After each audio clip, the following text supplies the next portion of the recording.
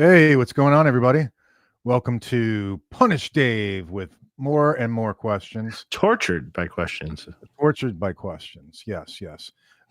He's going to be annihilated by questions. Annihilated by questions tonight. Yeah, so it's number 34 in the series. I hope everybody's doing good on Friday night. I'm officially on vacation, so I am so psyched. Awesome. Yeah, for like 10 days. You're So, on a cruise, aren't you? yeah, I'm leaving tomorrow. Going Yeah. on a cruise, and just me and my wife. So No family, no, no hanger-ons, no extra people to pay for. nothing. I don't have to worry about anybody else. Just me and her. So That's fantastic. yeah, it's perfect. Can't Wow. wait. Can't wait. Awesome. And we haven't done a cruise in like, my God, years. So, and we're going to Aruba, and then Curacao. Have you ever heard of Curacao? Yeah. Before? Okay, I'd never heard of it literally before. It shows how much education I have on geography. I've never heard of it.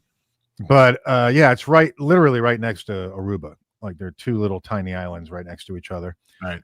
And then, this is actually like you're actually getting off the boat in Aruba and getting off the boat in Curacao.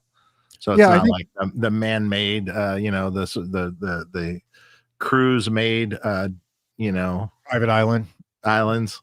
Yeah, no, it's not. We have that on the last stop, which is by Nassau, the Bahamas. Mm-hmm.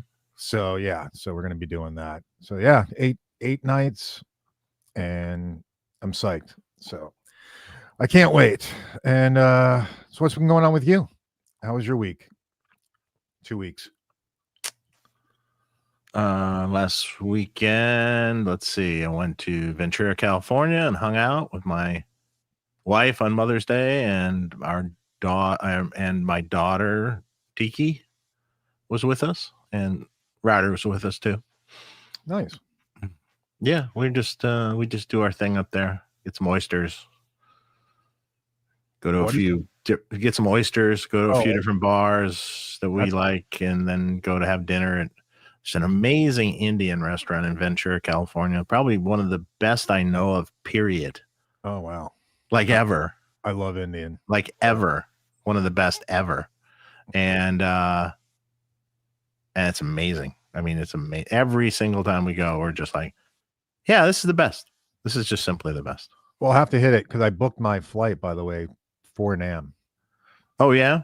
Yeah. We can hit it, but Ventura is like an hour away from like where I'm at here in the valley. So, oh, and I know you're going to be busy that week, but I'm going to be from Wednesday to Sunday that week. Oh yeah, we won't be able to hit it then, but okay. Yeah. Did you get your hotel and stuff and all that shit? Yeah. We're staying at the DoubleTree Hilton, which is just a little bit off the. It's right down the road a bit. Yeah, it's down the road a bit, but it's close. So within walking distance. So, oh boy. Yep, I'll be there. I'm psyched. Boy, fun in NAMM. Richard asks, where does Mark live? I live in South Florida, in the Fort Lauderdale area. Right by the Everglades. Stay away from the alligators. Yeah. Exactly, or hurricanes. That's true. Yeah. My grandmother lived in Marco Island, Florida, so I visited Marco Island from the beginning of the development of Marco Island till maybe the last time I was there was like in the early maybe early 90s. I love Marco Island. Yeah, beautiful. Yeah, it's beautiful. It was really amazing when it was real early on. It was not that developed yet, and it was amazing then. The white sand beaches, oh, amazing. Yep. They've been getting pounded the last 2. Yeah, they got Hurricane Central, right? They got pounded a few times. Yeah, it's been like more like they have. It's thankfully, knock on wood, they've been avoiding the more Miami, Fort Lauderdale area and kind of going under the Keys. Yeah. And then hammering on the side. And it's, on the West Coast, Naples, Tampa, yeah, Marco Island, all that stuff. So, yeah. So, what are we sipping on, Dave? What are we sipping on? Okay, well, a client of mine, Ed Hinchy, who I've done some pedalboard work for, lots of pedalboard work and consulting for, got me a very nice bottle of G4 tequila. Well, Hey Cuatro is how it's actually that's nice pronounced. It is amazing. Thank you, Ed. I'm drinking water. I pretty much drink what someone gives me. Pretty much. Yeah, I mean, nice. I mean, this bottle will probably stay here for many shows. I won't get through the whole thing. It just stays at work, and I don't take it home because if I take it home, it'll be over with. Right. Quickly. Right.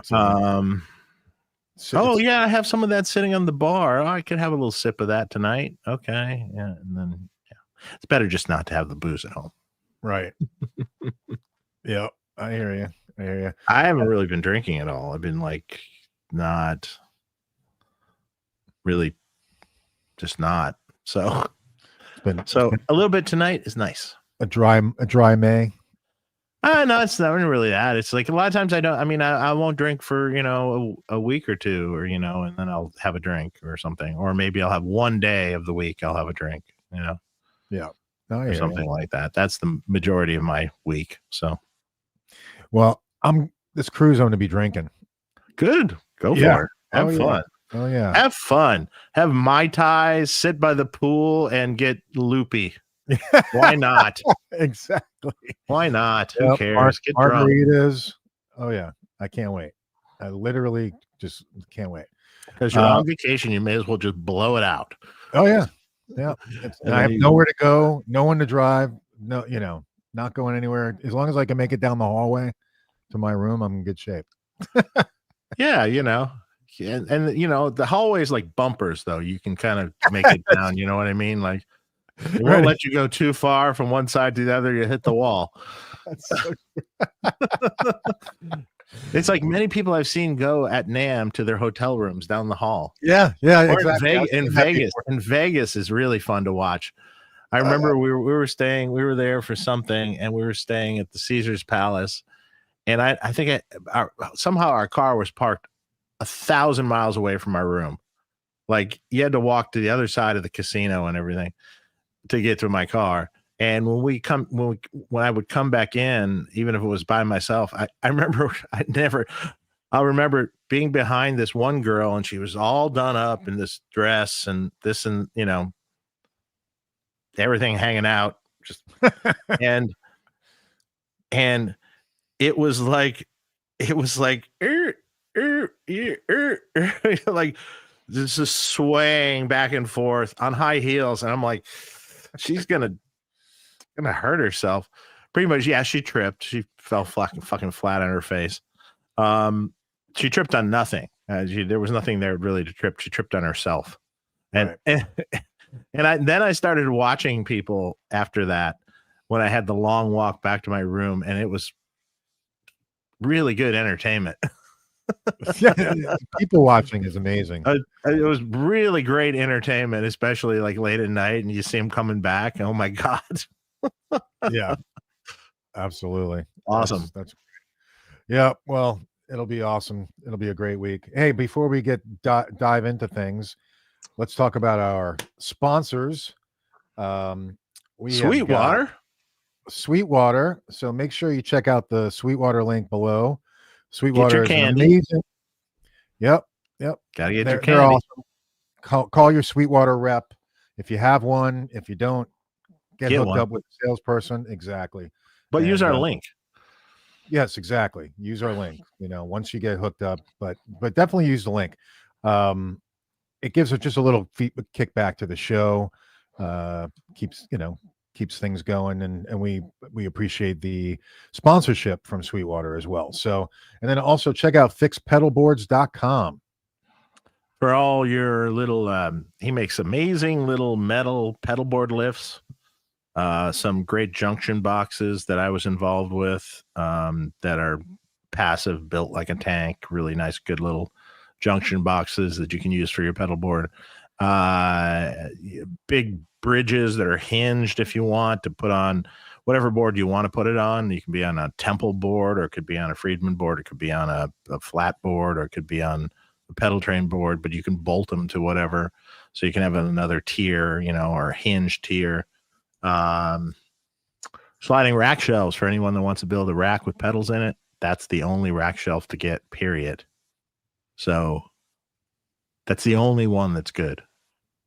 And that's because it existed before in another brand, and then I redid them with him and fixed a couple of problems with the original, and now we have his. So yeah, I've been meaning to do that one day when I get back to my rack. And ThomannMusic.com. Make sure you guys outside of the US, please check out Thomann and use the link below again. It's like the Sweetwater of Europe. Exactly. And even if you're in the US, actually, you can buy things and have them shipped here fast, and it's cheap. It's not really even an issue, And they give great service too. They really do. So it's a great place to shop as well. The thing that the news from this past week that I saw with Thomann Music is they bought Hughes and Kettner. Oh yes, they did. I saw Thomas Blug. I saw did a little thing about that because he worked for Hughes and Kettner for 25 years. Yeah, he did a little thing on that, showing where he worked and talking about it a little bit. I hope that it still continues proudly. Hughes and Kettner's made some neat stuff over the years. Absolutely. And their Leslie pedal, the Rotosphere pedal, I still say that's the most authentic, best Leslie pedal ever made. And Thomas was behind that. Yeah. Right? It's really good. Yeah. Really, really good. Yeah, Thomas is a great guy. I watched his video, and then there were a couple other videos that were up about them purchasing Hughes and Kettner. I think, like you said, they make great products. They're affordable, I don't think it had much of a foothold here in the U.S., but it has a more of a foothold in Europe. But I wish they had more of an identifiable sound. Like you can. Yeah, they've made some good amps over the years. Honestly, that actually sounded pretty good. I mean, the old Hughes and Kettner Tri-amp that they made years ago was actually decent sounding amp. It was cool. It was pretty good. Yeah. Yeah, I don't know, man. Yeah. Well, good. Well, it'll be interesting to see how that turns out with Thomann and them purchasing it. It's crazy how consolidation in the industry, Yeah. Unfortunately, like most of the time, what happens with that though is the brand gets bought. Maybe the main person stays on for a while, but then gets let go, maybe, and then the brand basically peters out and doesn't do well. Yeah, well, that's usually when the bean counters start getting involved. And yeah, I mean, the thing is like you generally need some identifiable person behind a brand, whether it's the person that created the brand or the person that was involved in the brand pretty heavily, or someone that's a figurehead or a face of the brand. It's hard to do it without it. It's just hard. Yeah, no, having an identity, with the brand certainly helps. That's for sure. Yeah. Well, I want to say hi to everybody who's watching. We got 200 people watching right now. Thank you. And everybody who is watching, make sure you hit subscribe, please. Click the bell, thumbs up. Got 200 people already? Yeah. Shit. Brad's Gear Garage is here. Hey, Brad. We got to have you on the show. Yeah, let's have Brad on. In fact, Brad, can you send me an email? At my email, friedmanamps@gmail.com, and then I'll pass it on, and maybe we can figure out a show. I'll pass it on to my wife who schedules stuff for us. And maybe we can think about a show. That'd be kind of interesting. Let's do it. Cool. Yeah, that'd be great. Brad's amazing. He does everything. Does he have a YouTube channel? Yeah, he does have a YouTube channel. Brad's Gear Garage. I think I've seen it. Guitar Garage or Guitar Garage. Yeah. Yeah, it's really, a techie kind of show, but Brad fucking fixes everything. Oh, really? I mean, like digital mixers and crazy stuff that like no one wants to touch. Oh, great. Guitars, acoustics. It's endless. Rack gear. And he's funny as shit, so it'd be a fun show. Oh, cool. Well, awesome. Brad, we'll have to have you on. Douglas Elbert wants to know, and he may have missed it, what's the status on the Dave's Choice amp? Man, you really want that, don't you? We discussed that like 2 weeks ago, right? Was that? Yes. Yeah. A status. I'm doing it. In fact, the first one I'm making for Dave Rude from Tesla. He's doing getting that amp because he heard mine. He's like, that was the best amp I tried in all of the amps you had at your shop. So, okay, yeah. Those are going to come. I mean, I can do those really soon, actually. It's not really a holdup. It's just a modification to existing amps and stuff, taking some stuff out and changing some stuff around. So I'm working on that now, actually getting some panels made and like trying to get that whole thing together. So hang on just a second. I'll let you know. Yep. Have it Dave's way. Yeah. It'll be the DLF 100. The DLF 100. Mm-hmm. Yeah. My initials and then just 100. So what's your middle name? Lawrence. I did not know that. Yeah. No one does. Now they do. Yeah, everybody does. Yeah. Yeah. Wow. Okay, Lawrence. Cool. All right, Dave. Let's see. All right, so Douglas, you got your question there. Jay Busk, thanks for the super chat. Dave, my Jose and SIR 3436 you modded are amazing. Thank you. Yeah, man, that mod for your 3436 thing. So that's interesting because 36 is really sort of a interpretation of what 36 was. No one really knows what 36 was. So from all the information that I found, I sat there with that amp and really listened and tweaked and listened and tweaked. I don't like that. Okay, I'm going to do it this way. I must have unmodded it a couple times and put it back to finally what you got. So it was really cool in the end, for sure. It was awesome. Yeah, that's great. That's great. Hey, the other thing I wanted to mention was, how do I turn that off? There we go. So last week, or maybe about a week and a half or so ago, I was contacted on Instagram by a guy. His name is Jordan Toom. I think that's his Instagram name. I don't know if that's his full last name. He plays in a band called Lakeview. Have you ever heard of Lakeview? No. Okay, so it's like country hard rock, almost like metal, like down-tuned. Oh, that's kind of interesting. Yeah, it's down-tuned guitars, and they had 3 guitarists. Okay, so anyway, well, I'll get into the band. But he reached out to me, said, "Hey, we're opening up for Stained and Breaking Benjamin." It was like a 4-band thing, and he's like, "If you want to come down, I'll meet up with you and everything." So I was like, you know what, that would be great. I'd love to do it. I know the band Stained. Yeah, sure. Remember them from I guess Breaking it was Benjamin too has some cool stuff. That's what, yeah, they were cool too.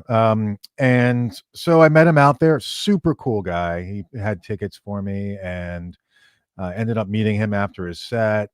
And we should probably have him and the other guitar player on. I mean, they were That'd really be interesting. Cool. I'm kind of curious about what that is. So yeah. Sure. It's got two singers.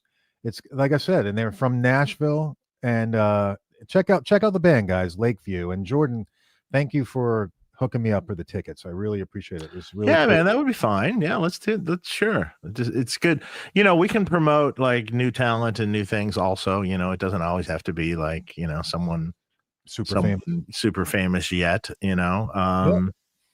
I like that. That's cool. You let people know about something that's they haven't heard of yet, Yeah, and they actually had some good fans, and they've got a pretty big following considering online. Like, I was like, wow, they're a really good band. They really were. It was a lot of fun.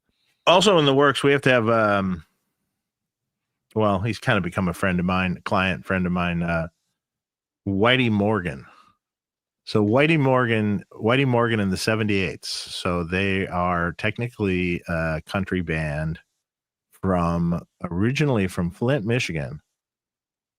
And it's like more like outlaw country. It's like gritty stuff, good stuff. And he's awesome. And he is really into gear. He plays a bunch of Friedman stuff. And I went to see them here once, met up with him when they were through LA, and it was an amazing show. They were really good. I'm surprised how much I actually liked it because, not necessarily heavily into a country stuff, but it was like all great players, all killer stuff. It was really good. And he was awesome. We had some drinks at a bar next to the club. And, so we got to have him on too. He's well known actually. Whitey, Whitey Morgan. He goes by Whitey Morgan. That's not his real name, but yeah. Oh, okay. All right, that's cool. Awesome. I asked him. It's kind of funny. I kind of asked him. I go, so how did you get that name? And he goes, well, I grew up in Flint and I went to high school in Flint. So think about that for a second. I'm like a white guy in a pretty much all black school. Right. Whitey Morgan. So I got that. My name was Whitey. And I'm like, that's awesome. Perfect. That's so funny. And so that, that kind of lived, Yeah. That's hysterical. So yeah. So, Jordan, I'll get in touch with you. He's touring right now, like literally all over. They have like another 70 shows. Yeah, it's great. Yeah. Sounds great. Let's do it. Yeah. Awesome. So, awesome. And then the other thing, Josh Freese getting fired from the Foo Fighters. I have to say that's a head turner. That's interesting. Unless Michael Nielsen, I think he was the one who mentioned it. Maybe they're getting Taylor Hawkins' son.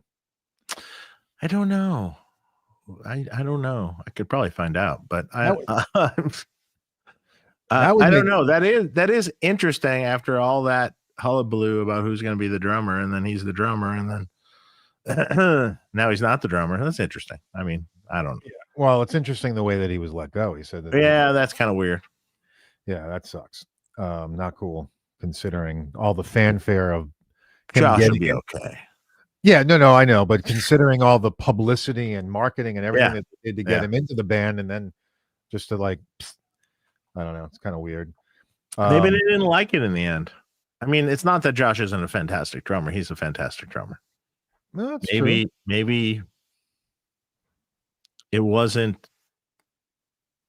I don't know. Maybe it was too perfect. Well, Dave's very particular. Drumming. Yeah. Maybe it was too perfect. Maybe it just didn't have the edge. Who knows? I don't know. I'm just hypothesizing here.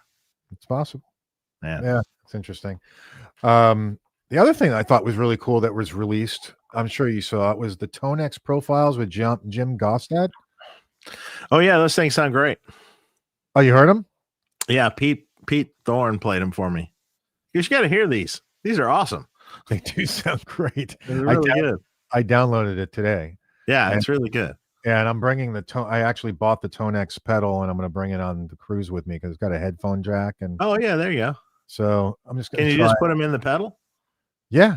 Oh yeah, it's great. Then there you go. You can just. Yeah. So I just take a guitar and that, and call it a day. Exactly. So that's what I'm going to be doing. I mean, the Tonex stuff's really good. I mean, it's particularly good at capturing things. That's what I hear. It's funny. Michael Nielsen just did a video of captures of his Mesa Boogie quad preamp and VHT power amp. He said the hardest thing to capture. Mm-hmm. In the past, he's had a lot of trouble capturing the vibe of this stuff. And he did the Tonex, he did the quad Cortex, he did the Hotone, the latest Hotone, whatever one it is, and he did the Neural. And if you ask me, the closest was the Tonex and the Hotone. That's what I heard. And the Kemper just, oh, sorry, there was a Kemper in there too. The Kemper just failed miserably, I thought. And to be honest, I thought the Quad Cortex was going to be better, but it wasn't. The other two were kind of neck and neck, sort of. The Tonex and the Hotone are maybe a little bit apart from each other, but yeah, the Hotone stuff really had it down. So did the Tonex. So yeah, it's interesting. It really is. Yeah, from what I understand, I heard that the Kemper was showing its age. Oh yeah, for sure. Yeah. I actually would have thought that the Neural would have been better than what I heard. Yeah, and it could be just Michael was kind of like, well, this source is really hard to capture for some reason. And what was the amp again? What was the rack piece? So it was a Mesa Boogie quad preamp into a VHT power amp. Yeah. And so it's got the I mean, it sounds really good. It's got the 2C kind of sounds into the VHT power amp. So it sounds pretty epic. Sounds great. But capturing it, he said, in the past has always been extremely hard. So he goes, they showed the ones that weren't that good showed their flaws on this rig mostly. They do better with other things. Yeah, that's kind of interesting. Yeah, that makes I'm not sense. sure why that's so hard to capture, but okay. Yeah, I don't know. Maybe it's just particular frequencies. Jordan, he's actually in the chat. What's up, Jordan? Thanks again, man. We'll have you on. You and your buddy Alex, who's also in the band. So we'll talk. Yeah, man, that'd be great. We'll talk about it. Now I got to look them up. Yeah, check them out. They're online. Cool stuff. There was also another band called Waging War. I think they were called. It was a great show. Really great show. I got to go backstage. Check out the whole thing. Watch Stain from backstage. So it was a cool experience. Really cool, man. Awesome. Great. Thanks, Jordan. All right, let's dive into some more questions here. Will there be a DLF 50? Fuck me. Just take 2 tubes out. Can you do that? Yeah, sure you can. I don't know yet. Maybe it'd be different though. Might be a different thing. Right. Okay. Well, you said it's a switch. It's a modification to. Could you do that modification to all your amps, or is just the beat? No, what it is like it basically kind of will look like B100 Deluxe. I see. Okay. But it's on that platform. It's on that platform, but it won't have the enormous amount of switches, essentially. So I've chosen what it is, and you don't have all the complicated. Well, what if I like this better or that? No, it's just this. And it's a combination of those switches fixed, basically. No, it's slightly different than that too. Oh, okay. Yeah. Just some tweaks. Cool. Yeah. All right. Well, you want to give an update on the Jose? Yeah, you'll see on social media. We're going to make a post where we'll show some that are being built. Ooh. So we're actively building them now. So, of course, it's going to take. I got to build up a good amount of them before we can release them, but they're coming. They are there. They are being built. All right, well, sign up, guys. All the stuff. We have all the stuff except the tubes. Oh, we have some of the tubes. Okay. And those tubes are coming. So we got a slight reprieve on the tubes. Or anything special, or just the Shugong Chinese on a couple slots in the amp. So we, at 145%, it wasn't going to be Shugong Chinese. Right. But it's still, when they say it's 30%, that's not true, because there was already a 20% tariff in existence. So it's 30% on top. It's like 50% is really the tariff. So if it costs $1, it's $1.50. If it costs $2, oh no, it's $2. Yeah, sorry, no, not double. That's 100%. Yeah, $1.50. So it sucks. It still sucks, but at least it's not devastating. Right. Yeah. Yep. It sucks. That's for sure. Well, that's cool. Guys, sign up for the Jose amp if you haven't already. Also, you want to show the Collecting Loud history. Oh, yeah. Look who we got. The hardcover of Collecting Loud History. And it is cool. I don't know what I'm opening up to. It is cool. It's beautiful. That's awesome. I don't know. Again, I'm just randomly picking pages. Gut shots. I love the gut shots. Look at that. It's pretty. That's great stuff. Look at that. Who would ever thought that amps would be porn? But I mean, this book is beautiful. I mean, and let me tell you, this is a thick book, and it is well made. This is all done in the US, the binding and everything. This is really, really well made. It's not a piece of shit, It's worth the money that you guys paid for it. So beautiful.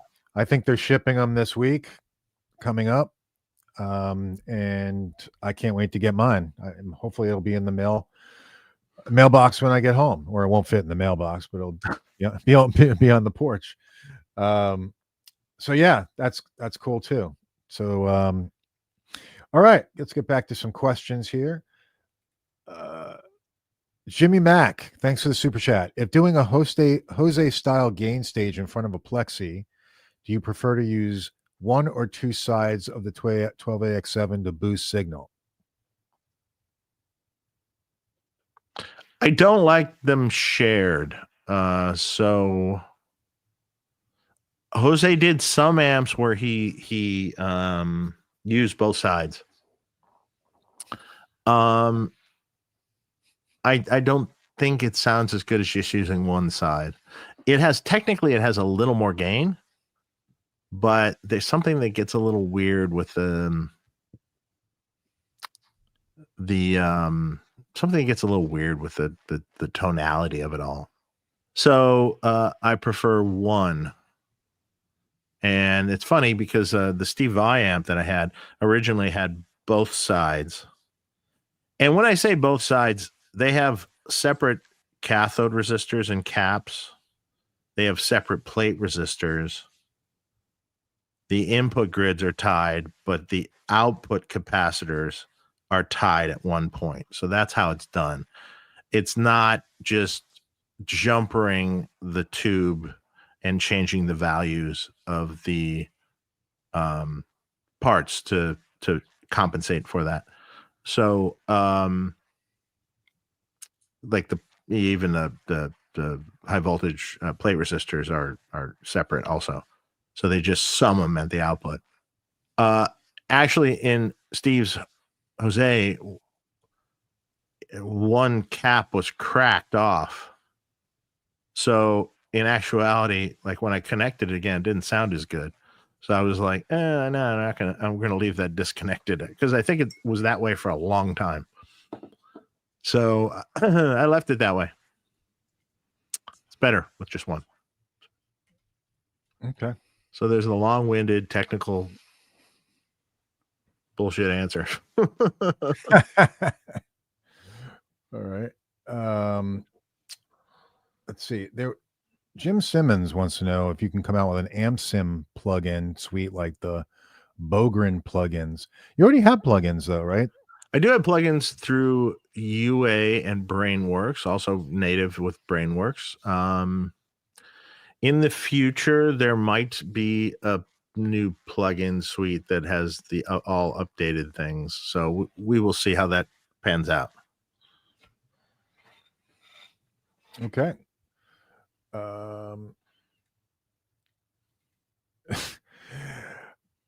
Dixie Normus 209. Oh man. So we're scent of a wheelchair pillow. Yeah, scent of a wheelchair pillow. We love him. You're needed. Or her. Yeah, that's a name, all right. Any recommendations for Run 50 mods? I don't know. What do you need? What do you want? What are you thinking you want?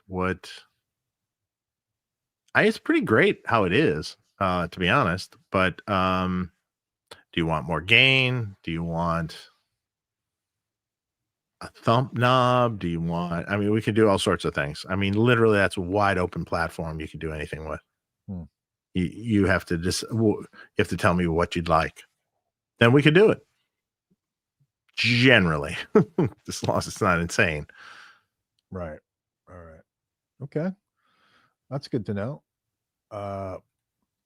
Big Dumb Walrus. Thanks for the super chat. Is the not yet. Okay. Not yet. I'm working on that room. I haven't. When you see the desk moved to another room, then you know I'm closer. I've been so busy. I just haven't had time to finish it up. So mostly amps are in there now and cabinets are in there now. I got to move this desk in there now that I'm sitting at right now. And then you'll have a different view. Then I have to adjust all the lights again and do all that stuff. So, well, I can't wait to see it. That'll be cool. Yeah, it'll be cool. It'll be cool when you can. It'll be almost like, how we used to have it at the NAMM show. You can try any amp with an amp switcher and all that stuff. So, which switcher are you going with? I still have the ones I used originally for the amp beats and stuff. Yeah, that's cool. Because I have two of them here. I just does 16 amps, so I'm like not buying another one. Yeah, that's what I have up there. I've got the amp switcher. There's a really, really neat switcher made by this company called N Audio. And N Audio makes a really nice amp switcher. It's completely passive, meaning there's no buffers, there's no ISO transformers, there's no nothing. It switches everything ground loop free. And it has an attenuator loop that is programmable. So you can program that in a preset or not. So that's useful. Like say you have a bunch of amps and you have one plexi. Right. And you want to and you only want the attenuation on the plexi. Right. Well, now you can do it. And it will just, that loop will switch in with whatever amp that you want it to switch in with. And it's great. It's built like a tank too. It's really built well. So shout out to N Audio. I have it set up also with your Plex and the power station into. Yeah, you can put it in a loop, of it. That's fine. Yeah, sure. But like if you wanted more control, or maybe you had multiple amps and let's say you had a two non-master volume amps and a B100 and a small box and something else. Okay, it could just be switchable. And it's all switchable. You just, on those two amps, just put the attenuator in. Yeah, really cool. Really, really nice product he made. That's cool. And Audio, you said? N Audio. Can probably pull up his website. Let's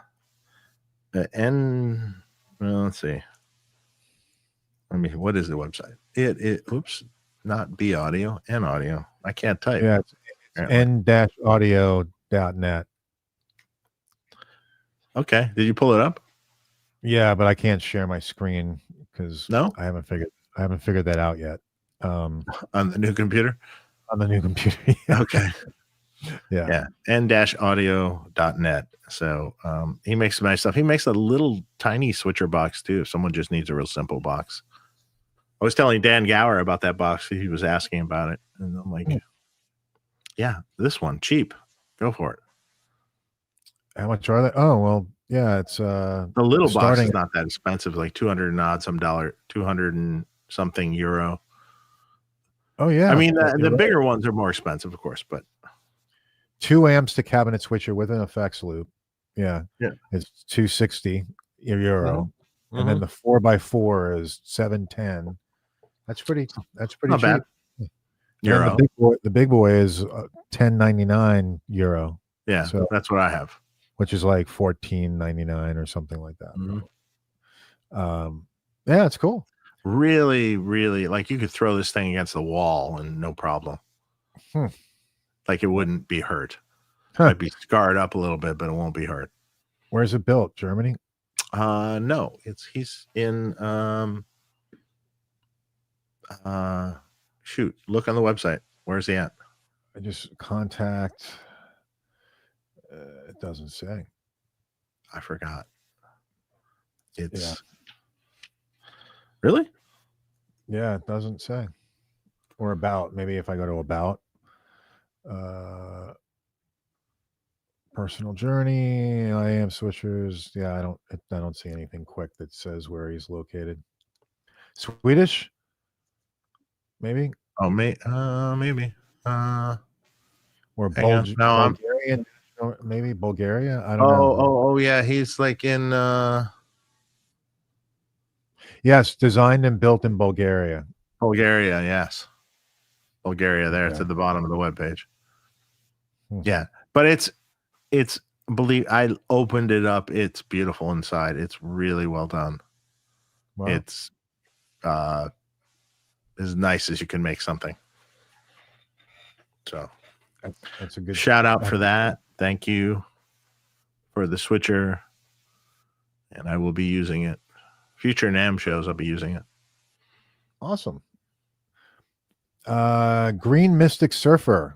Dave and Mark, I'm having a sudden loss of volume on my fairly new BE100 Deluxe on the clean channel. Any idea what the problem may be? It's the pots.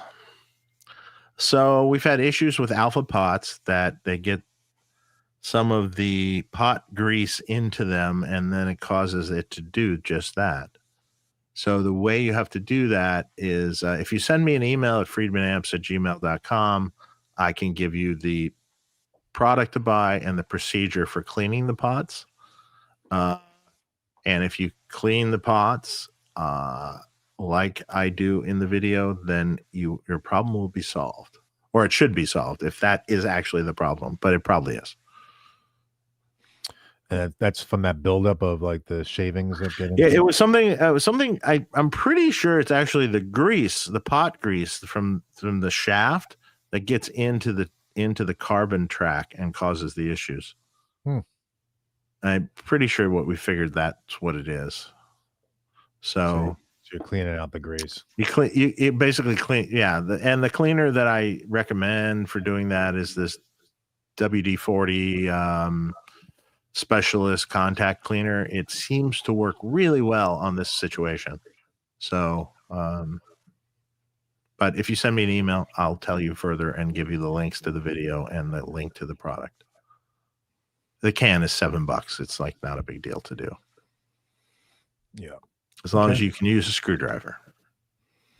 So email Dave and he'll hook you up. I'll hook you up. And sorry that happened to you, but you'll get sorted. And we have actually now switched pots. So future amps won't have that issue. I don't think. I mean, it's a whole different brand, a whole different kind. Okay. So Serious Amps, what's up, guys? How you doing? Hey, Alex, how are you? I'm doing another show on Sunday. The amp show again. Oh yeah, I saw you guys were going to do that last Sunday. Yeah. Yeah, we were going to do it last Sunday, but it's like Mother's Day and stuff, and that wasn't going to work for me. Yeah, that's coming up on Sunday at 2 p.m. Pacific, 7 a.m. Australian. Wow. 7 a.m. 7 a.m. 7 a.m. Australian. And then let's see, we have 5 p.m. in Indiana, and we have like 9 or 10 p.m. in England with Dan. Wow. It's the only time that works that we can all kind of coexist at once. Well, I guess Jason won't be drinking at 7 a.m. I don't know. This time he might be. Oh, wow. So he'll have an early afternoon. It'll be a mimosa or a Bloody Mary. There you go. It's a morning drink. It's breakfast. Yeah, breakfast. It gets its nutrients, its vegetables. Yeah. Well, yeah, Bloody Mary, sure. It's got tomato and exactly. And depending on the accumulants that you put in it, it could could possibly be salad in it. Yeah, you got a celery stick in there, maybe maybe a carrot. Yeah, carrot, bacon. It could be all sorts of things. Bacon. But no, have you ever seen like the crazy things where it's like bacon, olives, celery, peppers, things, and just like a big thing into the Bloody Mary? It's awesome. Wow, you know what? You have just you sold inspired you to have a Bloody Mary? To have a Bloody Mary on the cruise. Yeah. Oh, man. You have to have a Bloody Mary on the cruise. Oh, that totally. I am. Yes. Mimosa. I'm sold. Yes. All right. I always, for some reason, on airplanes, I always have Bloody Marys. So like, I've done that for as long as I can remember, and I almost only ever drink a Bloody Mary on an airplane. Interesting. Why? I have no idea why. I like never drink vodka pretty much, but I always have a Bloody Mary on the airplane, and I'm not sure why. It's the thing. Oh, yeah. Well, it'll be my thing for cruises. Let's see. Dave, can I custom order a DLF through Sweetwater? I'm the dude that's been asking you about the BE100D versus the DLF 100. No, you're going to have to order that through me or through the channel at Boutique. I'm not sure how I'm doing it yet. Okay. Richard ordered the Keeley Octosi today from Sweetwater. Oh, I hope you used our link. Just kidding. But that would be nice. Yeah, Keeley, he's killing it with the pedals these days. Yeah, man, he makes great stuff. He's a great dude. So yeah, we love Robert. Great stuff. Let's see what other questions we've got. We've got Jeremy Red Door. What's going on, Jeremy? Thanks for the super chat. I use HX effects with twin sister small box IRX IRD setups. Good effects and AMS channel switch capabilities. Got Fractal VP4 recently, but missed the channel switching. Thoughts on the VP4 versus the HX effects? Well, I know where Dave's going to go on that. Well, I mean, the VP4 is probably better effects, to be honest. I mean, the HX effects are good. They do sound good, but I mean, the VP4 probably is a step up. I mean, if you really need the channel switching functions, I mean, you can use like a Sir micro MIDI box. It's a really tiny little MIDI switching box that they make, and all you have to do is plug in the MIDI to it and, you know, send it whatever MIDI information it needs to do this channel switching you need. So it would solve your problem. Problem with the HX effects and the channel switching is the fact that it causes a ground loop because they did it very poorly.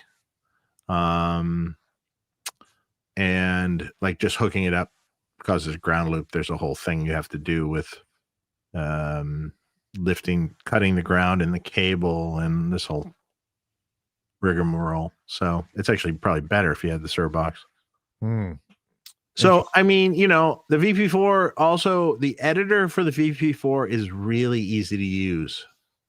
So that's another thing that's kind of nice. VP4 is same price, more expensive. Don't really remember. I think you might be able to do more effects with the HX than the VP4. So, yeah, how are they in terms of programming? VP4 is way easier. I think, than the HX. HX is not simple, I don't think. No, it's not easy. It's kind of like breaks your brain a bit. Yeah. Okay, that's why I was asking. Well, I mean, like the VP4 is really easy once you learn the architecture of the editor. It's really simple to get around on. The pedals pretty easy to get around on. It's much easier in the editor, and once you get your foothold in the editor, then it's like a breeze. Yeah. So, gotcha. Okay. Basile Tiffany, thanks for the super chat. Advantage of Landau slaving versus the power station. Okay, it's the same idea. He likes a resistive load, and then he likes to use a Marshall style power amp. So it's kind of funny. It's what I used to do a million years ago also. Except not so much the resistive load. I had a reactive load a million years ago, but a Marshall power section with the same exact thing that I did for Mike for the power amp. I mean,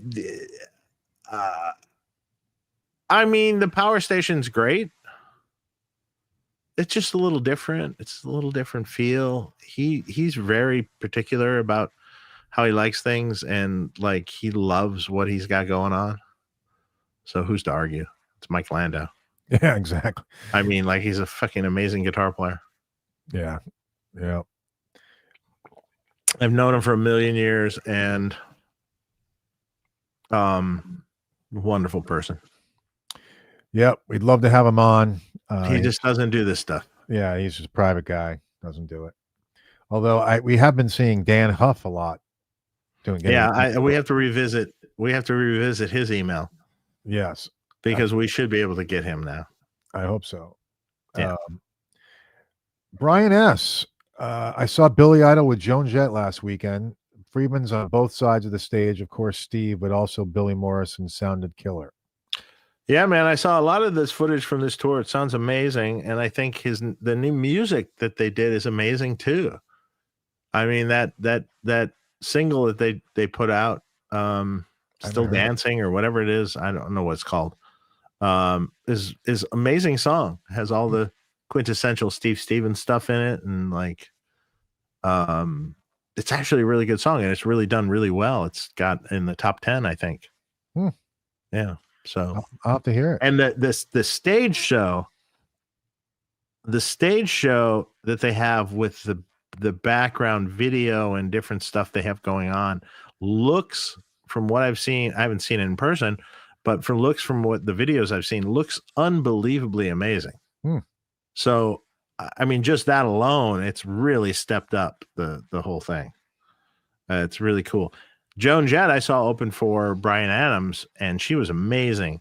So yeah, I hear she's still. I mean, she's there. It's just a straight up rock band out there, just killing it. You know, like real amps and just good stuff. That's awesome. Yeah, she's killing. I missed them. They just played down here. I didn't get a chance to see them. Oh, really? Yeah, I would have liked to, but it was just too much going on. That's understandable. Yeah. Let's see. Oh yeah, if you buy the all drink offer on the cruise, if you plan on drinking a lot, it pays for itself. I'm kind of a lightweight, so we'll see. But they do also with the package that I got. It does have like happy hour and like twice a day where you can go to like this certain section. Oh, there you go. Yeah, so they serve like, I'm not sure if I know it's beer and wine, but I'm not sure if they're going to have hard alcohol. We'll see. Dean and I have been talking about doing an Alaskan cruise. Yeah, that would be cool. Dina mentioned that. Different, like it'd be different and be cool, I think. Yeah, but don't you have to fly somewhere to go? Yeah, but not far. Oh, where do you have to go? San Francisco, I think, or something, or Seattle or something, but not. Okay. Yeah, I think it's Seattle. Yeah. That's cool. That's different. And you have to go obviously in the summer because. Well, you have to go in the summer or roughly summer months, but like they run them only in certain times. So that sounds fun, actually. Yeah, I have a friend who lives in Alaska. He lives close to Anchorage. Oh yeah, yeah, and he's invited me, but I it's a bit far. I'm just like, oh god, to go all the way across the country. Steve Dupree says, "Good evening, gents. Quick question for Dave on run amps. Any plans on a version 2 expanded EQ on clean channel?" I mean, like, so on the 20, yes, I can imagine you want an EQ. On the 50, I mean, it has an EQ, so I mean, it probably don't really need the mid-range knob. Yeah, so we've thought about that many times. It's on the list of things we might visit eventually. It's how many amps can I come up with? I'm going to have to start discontinuing some because, like, it starts to get stupid. We have a lot. Yeah, gotcha. I think we've discontinued a couple amps over the years, and that's it. Yeah, that's true. Well, you just discontinued the Jerry Cantrell amp.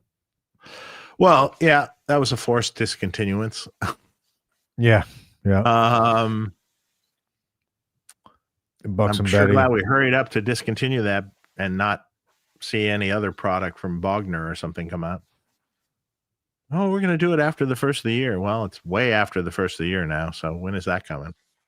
Next year? I mean, it's stupid because he could have made more money, right, in the interim. Yeah, because there's nothing out, right? So, from a business standpoint, it's sort of weird. Did you see they had to cancel the tour? Yes, I saw that. Something with Sean Kinney. Yeah, the drummer got sick with something, but they didn't disclose what it was. He didn't disclose what it was. His doctors, he made a post, and his doctor said that they advised against him playing. Yeah. For right now, he goes, "I'll be okay. It'll be fine, but I hope to get back." But I don't know. I don't know what that is. It could be anything. Yeah, it could be anything. Could be a heart issue. Could be, as people get older, they have heart issues. It's true. It could be an arrhythmia. Could be arrhythmia. Could be all sorts of things. Yeah. Who knows? Well, we wish him well. And but yeah, he said he's going to be back, so it'd be okay. I'm going to be fine. Well, that's rough. I mean, him saying that is good. Yeah, absolutely. Yeah. Steven, your band's going to be opening up for Billy and Joan Jett. That's awesome, man. That's super cool. Very cool. That's a great gig. Enjoy it. I wish I was there to see it. Let's see. Brian says, my wife and I are talking about a European river cruise. Ooh, that sounds good too. And West Chilton, parents did an Alaskan cruise. They loved it. Yeah, I've known people who have done it, and they say they're great. Oh, and these rock cruises. I actually I was thinking about that. Maybe in the next year or two to go on one of those rock cruises. I think that would. Yeah, you wouldn't do it. Oh, Dina wants to do it. My wife wants to do it. I would love that. It's. I've been told from people who just been on it, a lot of them, and they're just like, it's a lot. Yeah, it's a lot. There's a lot of drinking and a lot of stuff going on, and it's just and there's a lot of people you don't normally associate with, and there's a whole, we won't get into that totally, but yeah, there's a lot. Yeah, I gotcha. Yeah. Well, it's already, what? Cruises are already a lot. But that's insanity. That's like, Let's just go out there and drink our asses off, and everyone parties their asses off till they drop, basically. Yeah. And and so some of it is the least common denominator, so to speak. Mm-hmm. So I don't know. Rummy says, I saw LA Guns. Tracy was amazing. He used the IRX as a preamp into a head and 4x12. He used FU tone guitars. What do you know about his rig guitar? Man, it constantly changes with Tracy. Tracy's become a pretty cool friend recently, and he got an IRX recently, and I don't know. We've been sitting there talking about doing an amp together, which might be kind of fun. He has some ideas of something he wants to do, and I think it would be a pretty cool amp. So, I know he uses a head rush a lot, a head rush effects little deal, and he uses like some pre and post effects in that thing. And the IRX was there. I think originally I gave him an IRX for travel and stuff. It made it a little easier, so you can use the power sections of an amp and stuff, and not have to deal with the backline horrors of what you get. So yeah, and his FU tone guitars look cool. Yeah, they do. So yeah. Adam, get some lefty guitars, man. I've checked. They're really not. I think they were like really nice, man. And Adam, let's do a show. Let's talk about your guitars. Let's talk about your products. Yeah, come on. You reach out to him, Dave. I know. You should reach out to him because I've done it, but you do it this time. Yeah. Okay. Let's talk about it. Yeah, I'd love to have Adam on the show. But yeah, I like your stuff, Adam. It's cool. So, the blocks and the pickup mounts and the titanium stuff and all the the bridges and stuff, and that's killer. So, yep, the guitars look amazing, actually. Yeah, they really do. He's got some great stuff on his website. Check out FU Tone if you guys haven't checked it out. Cool. Oh, and I meant to go see. That was another show I meant to go see and hook up with Tracy at LA Guns, but again, couldn't make it work. So another day, another time. Big Dumb Walrus says, please see below. Well, now I have to go searching for it. Hang on. Please see below. How big is the Jose list? Is that it? Is that what you're asking? Big Dumb Walrus is right here on my screen. I think it's this one. Dave, I noticed my BE50 has one less preamp tube than older ones in 2021. Why was one tube removed, and does it change the tone? No, the newer ones have one more preamp tube, and the older ones have one less. It's the exact same thing. It was just like it kept it in the same realm as the B100 Deluxe and where the tubes were placed. So we used an extra tube, and it was just easier to do it that way. So if it's a newer B50, it has 5 preamp tubes. And if it's an old B50, it has 4. But there's no difference in the circuit. Chad says the Snorkeler. Well, the Snorkeler is not the Cantrell. That's not the Cantrell thing.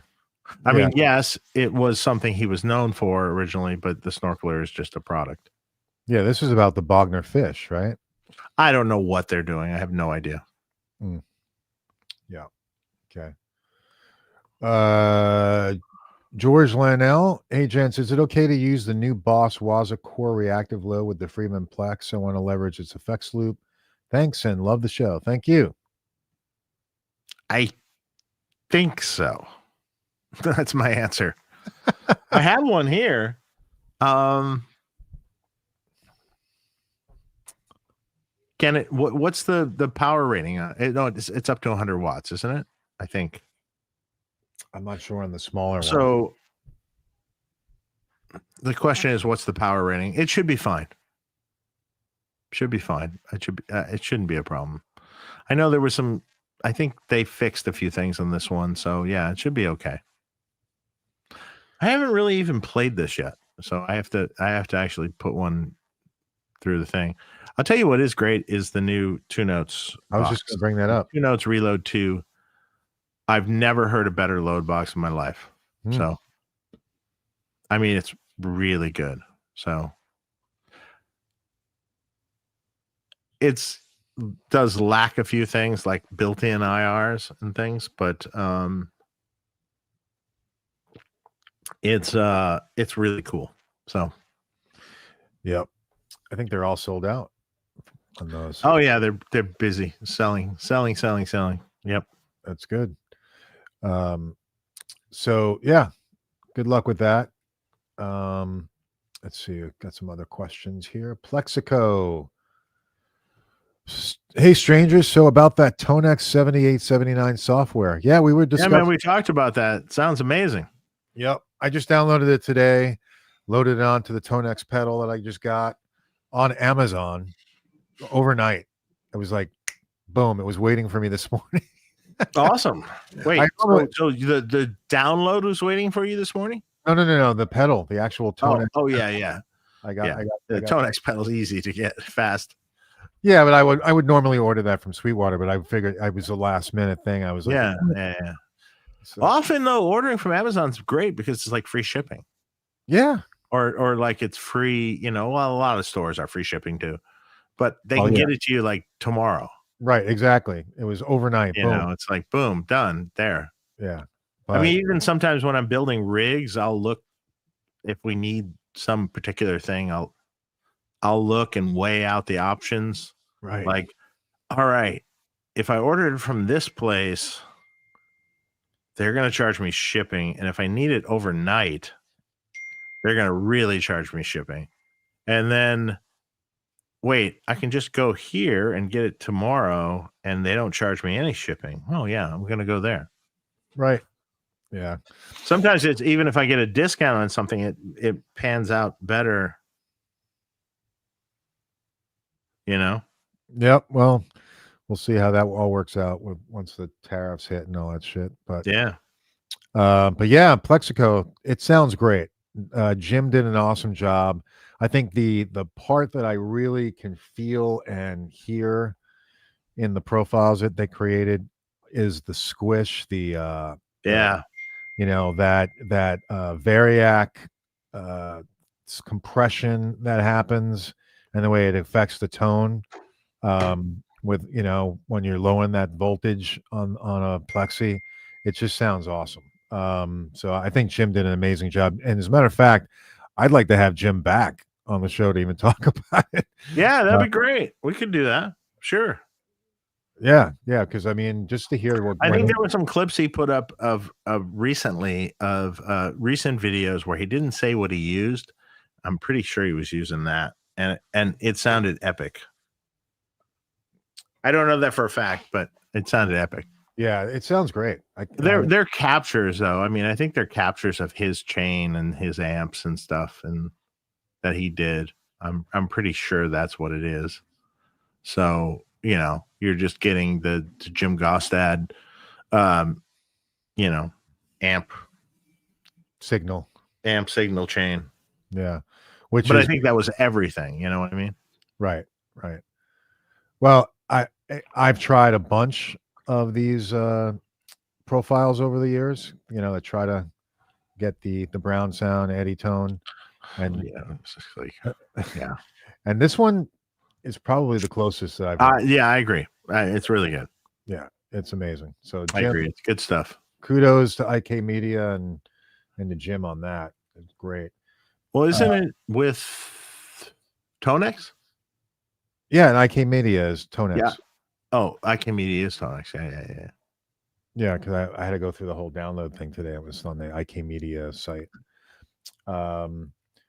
Logibear, what's up? Thanks for the super chat. Looking to Sustainiac pickups. Is wiring difficult, or should I find a guitar with them already? It's not insanely difficult, but it is involved. You're going to need a battery. Sure. You need a battery. You need a battery, and it's kind of involved. So if you have a guitar that doesn't have a battery like slot, you're going to have to route that. What you look for is an old Fernandez guitar with a Sustainiac in it. They made some cool guitars, and they made some cool guitars with Sustainiacs in them. So that might be an option, to be honest. Schecter makes a guitar right now with Sustainiac? The Sustainiac in it. Oh, well, there you go. Maybe that. I forget what it's called. Something Cal. It's not a Cali, but I forget what it's called. Cal something or whatever. But yeah, they have one. Check them out. You're probably better off just buying the guitar with it in it, because literally the guitar is under $1,000, maybe like $800. And by the time you spend the money on the Sustainiac pickup and installing it and going through that, it'll probably cost you more like $400, $500. So it's not even worth it. Anyway, depends on the guitar you want to put it in too, of course. So let's see. And Brian S., I'm not going to drink it all in the next 90 minutes. Come on, man. There's no way. I wouldn't be able to talk after that. Come on. What's water? The telly? Water. The telly in the back of Mark. That is a custom shop 50. It's backwards. It is backwards. So there's that. All those guitars are backwards. They all look weird, don't they? You should flip your screen so it looks. I am able to do that. They all look righty. Yeah. Will that even happen? No, it might not actually. Here. Well, maybe. Did it just what happens switch? If you do it? I just did it. No, there's no. No, you didn't. It shows it to me that it was inversed. Well, maybe it's not, because the it doesn't change right now in the view. Oh, to me, your tweet amp there is still to the left of my picture, looking at you. Okay. I know that's to your right, I imagine. Yeah. Yeah. Yeah. It's to my right, exactly. You must have to flip that beforehand. Oh, interesting. Okay. Well, interesting. But that's a custom shop telly, heavy relic, like 51 or 52 51 or 52 telly. It's great. I love it. I've had it for many years, and it was a good buy. So thanks for asking. Might be a question for Steve, but Dave might have some insight. When I run my Plex into a power station, I get some ghosting in the background when I do bends or notes fade out. Yeah, that's called cool. This is normal. What is that called? It's ghosting. You any amp that is like pounded into submission will have ghosting. That's normal, and actually that is actually cool sounding. So there's not much you can do about that. It has to do with the power supply, and there's a little ghosting note involved with that. But even the classic records with cranked up amps have that ghosting on it. It's normal, and that's what will happen. And there's no way to really get rid of it without fucking up the sound of the amp. And also certain speakers, like if you're going into speakers, can have a ghost note also. So that's completely normal. Okay. John Gallagher, Mark, learn to like it. It's a nice artifact, right? Oh, tell us about your acoustic guitar. That is a Taylor 314.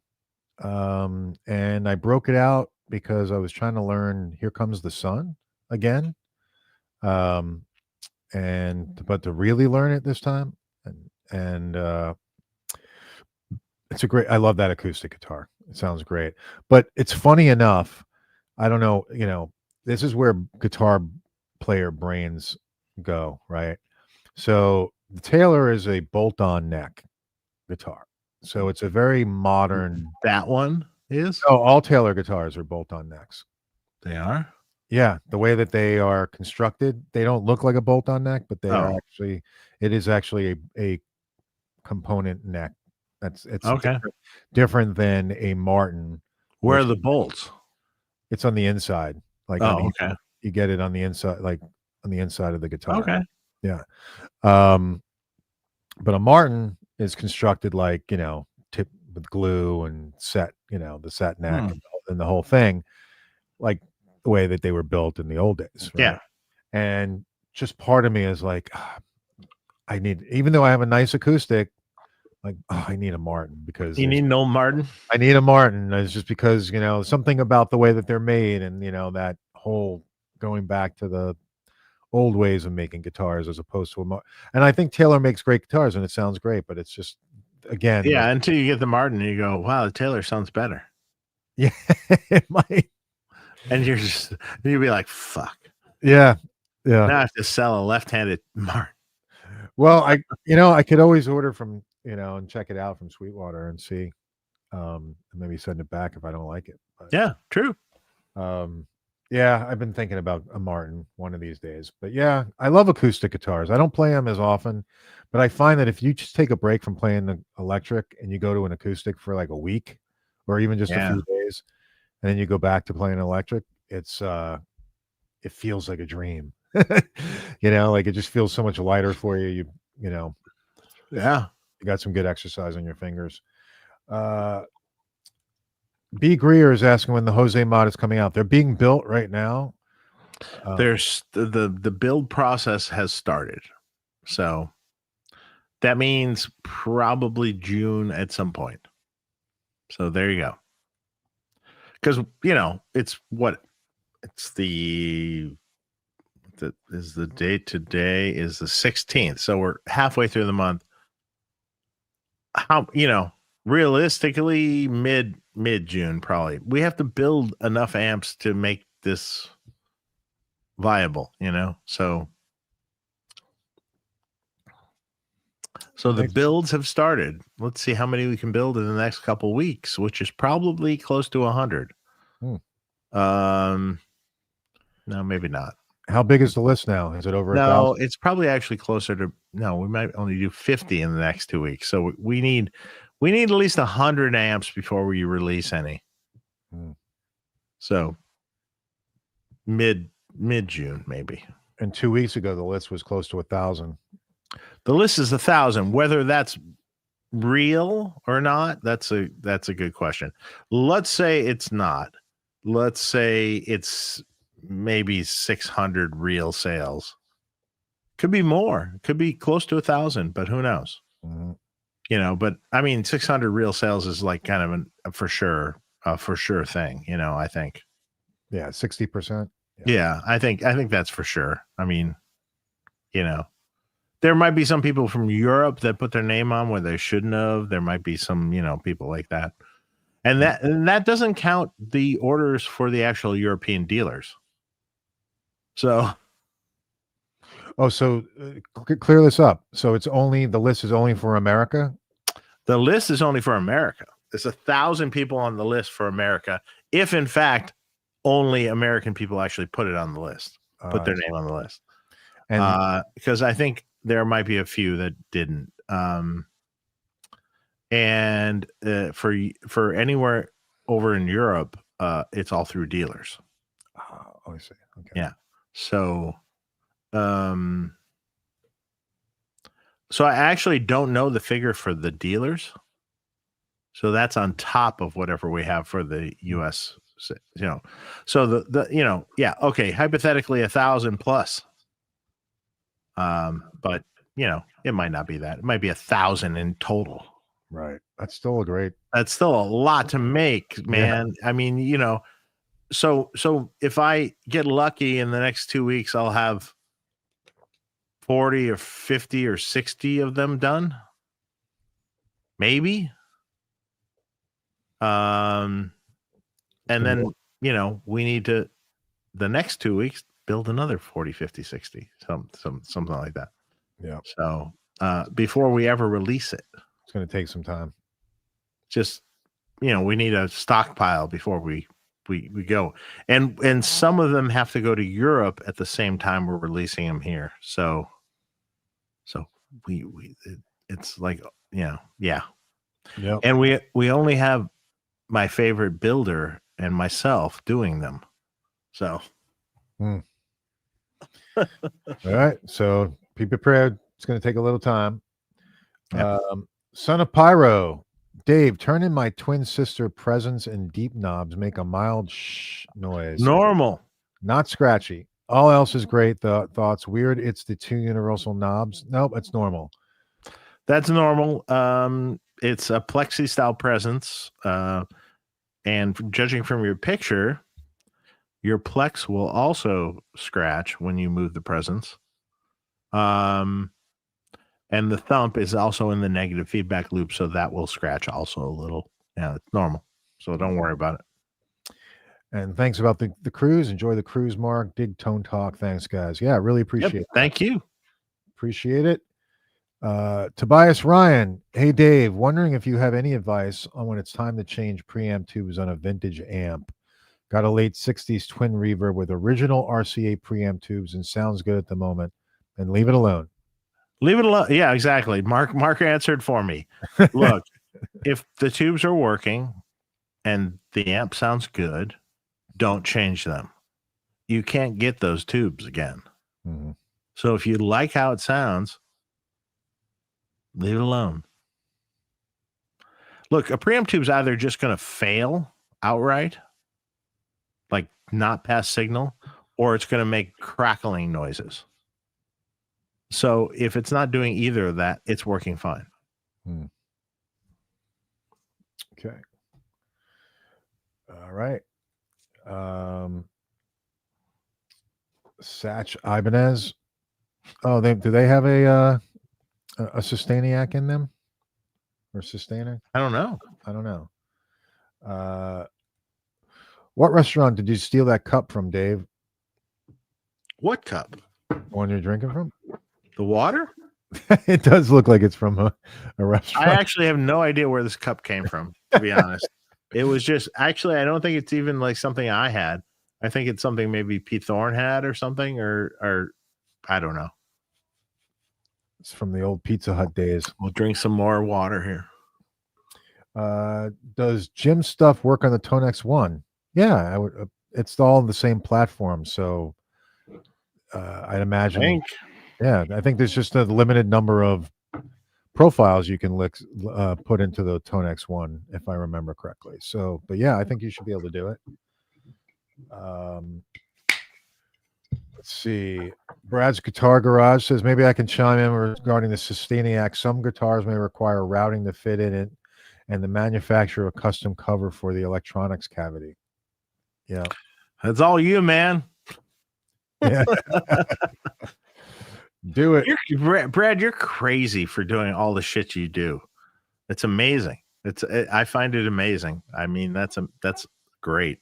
So, Brad, can you send us an email? I seriously want to do a show with you. Let's do it. Awesome. And if you want, Brad, you can email me too. ToneTalkMark, MARC@gmail.com. Schecter, that's the guitar. The Schecter Sun Valley Super Shredder comes with a Sustainiac. Oh, okay. Cool. Yeah, it's a cool guitar too. Hellraiser with a Sustainiac. I mean, it has a fucking Super Shredder. So how can it not be a cool guitar? Yeah, exactly. They are good guitars. Hellraiser with Sustainiac. Okay. I'm left-handed. I'm the first one to say those guitars look weird. They do.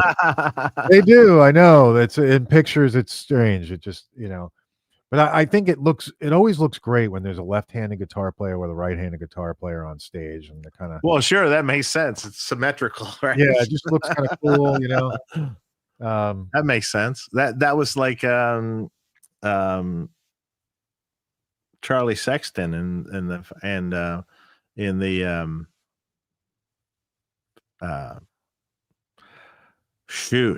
Doyle Bramall and Charlie Sexton. Oh, and their band, that's a bird thing, right? Why am I having a complete mental breakdown right now? Sorry. I don't know. I forgot what it's called.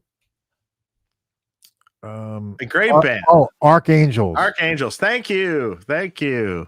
Yes. You know, sometimes your brain just shits itself. Yeah. You know, like you can't think of what it is. It'll come to you in a minute, but Archangels, amazing band. And in fact, I would love to have Charlie Sexton on the show because I've been a fan of his, particularly even his solo career, since very early on when I was a kid in the 80s. So I have an in on that one. So we're gonna get him. And he played with Bob Dylan forever. Yeah, no, he's long time. Jason Frankhauser knows him. I'd love to get Doyle Brummel on the show. That'd be good too. He's a big vintage gear guy. Mm-hmm. Really.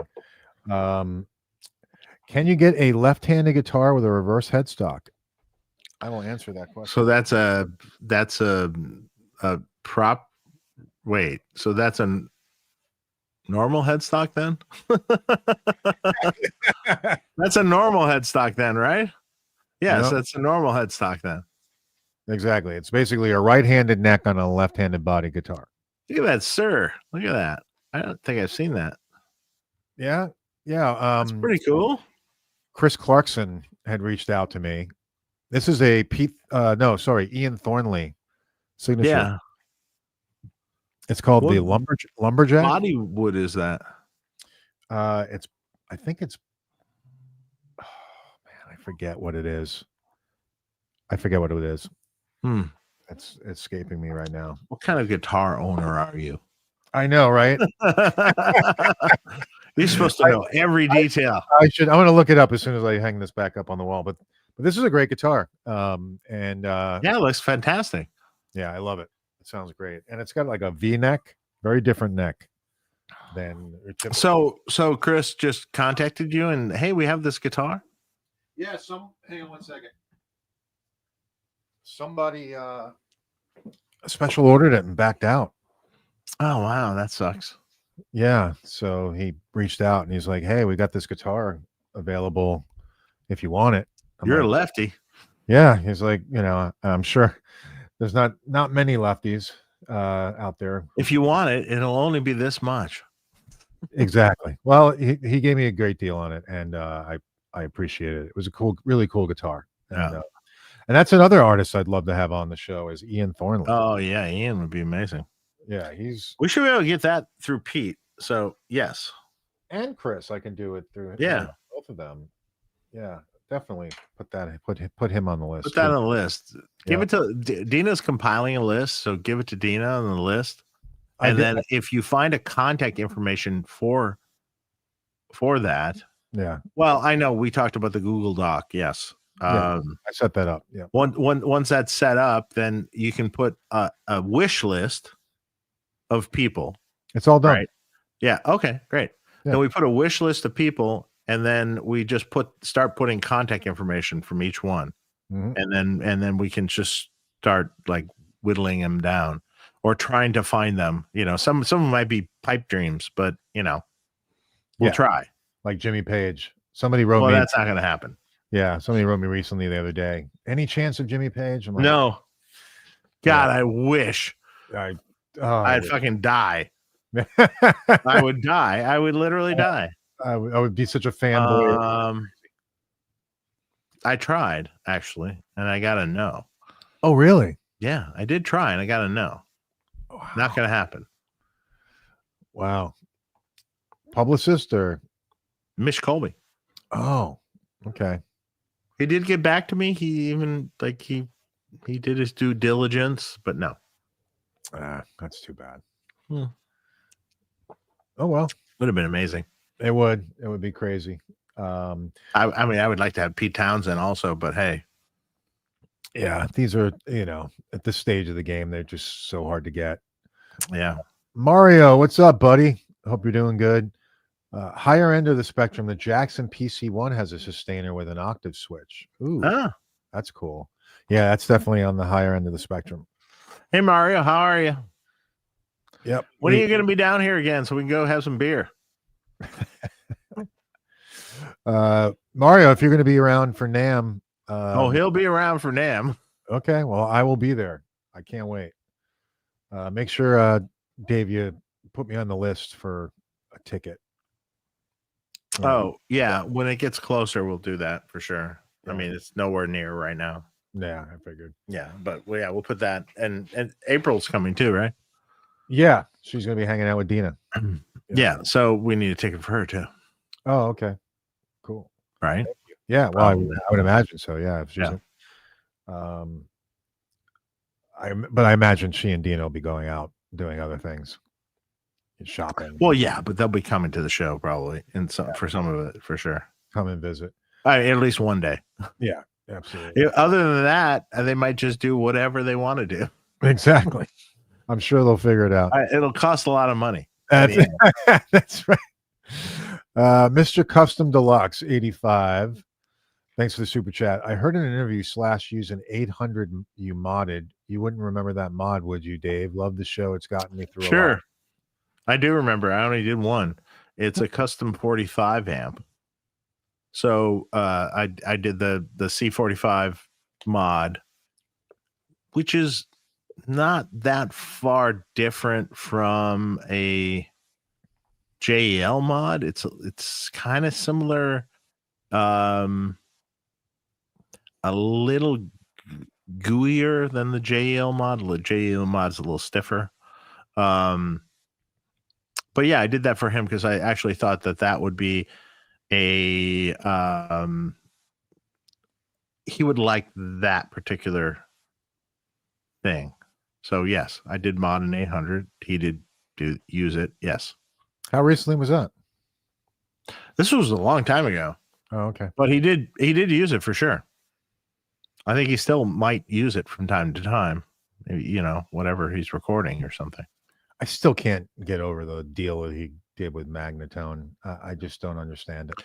It doesn't sound as good. I don't know. I might be crazy, but the guitar tech said, "Hey, this sounds better now. They made some improvements upon it because it wasn't done when they released it." And I'm like, "What?" So the amp wasn't done when they released it? I think this is just my own personal opinion, and it's only my opinion, is the whole release is a botched release. Right. How do you not do... So you have an artist that high profile. How do you not do a video with him? Playing the amp. Exactly. Playing the amp or talking about the amp or both. Right. How do you not do that? I don't get that. And from what I've been told, it's like the company views it as the amp does the talking and we don't need to do marketing for it. What? Okay, sure. I understand that. And that in a perfect world, that's a lovely thing to say. And I like that. But let's put it this way. Friedman has Slash. That's not going to happen. We're going to spend a lot of money on a nice video with him. Right. Whether it be in the studio recording or something, or we're going to do something cool, and I don't know.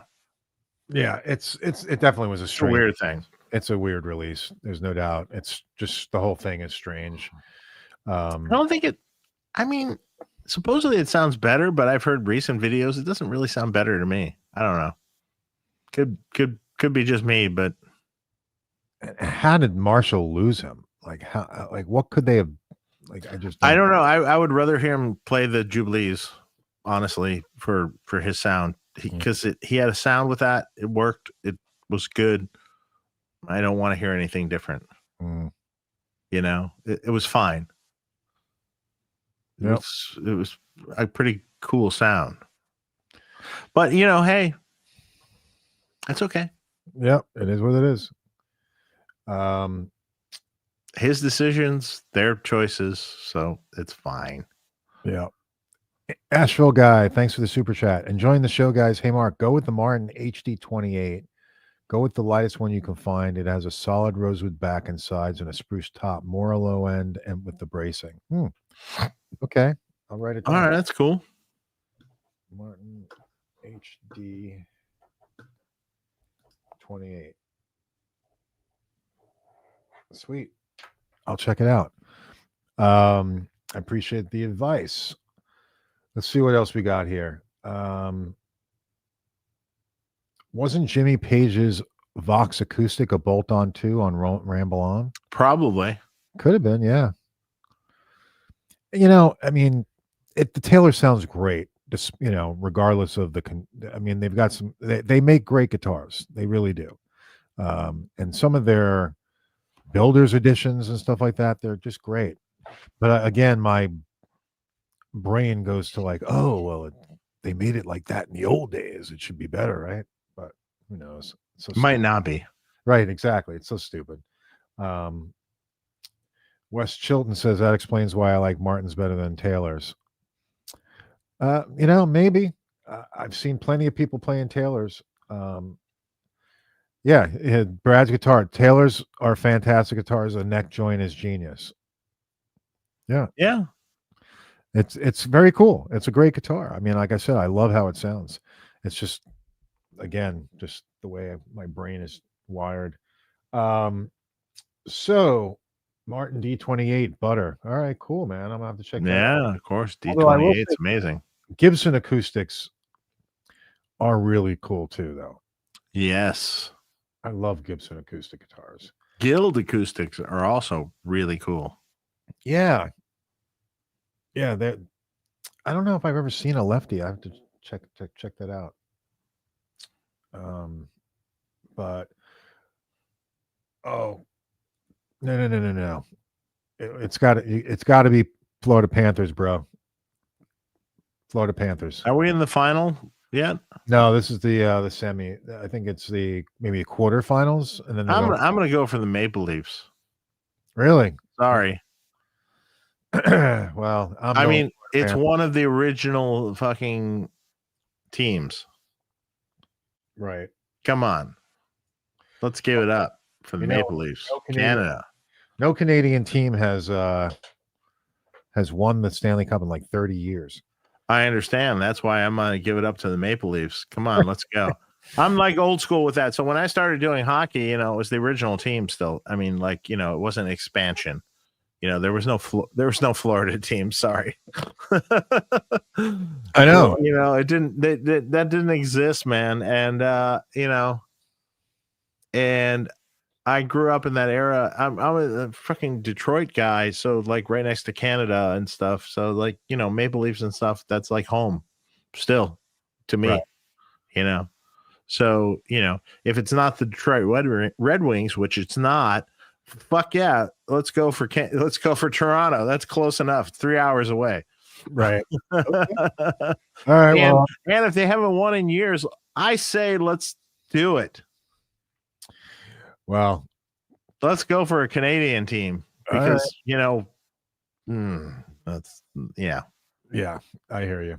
Yeah. Well, I'm still rooting for the Panthers, but yeah. Yes, Anderton's actually. I think Anderton's does have pre-orders for the. Oh, great! The Jose, you mean? Yeah.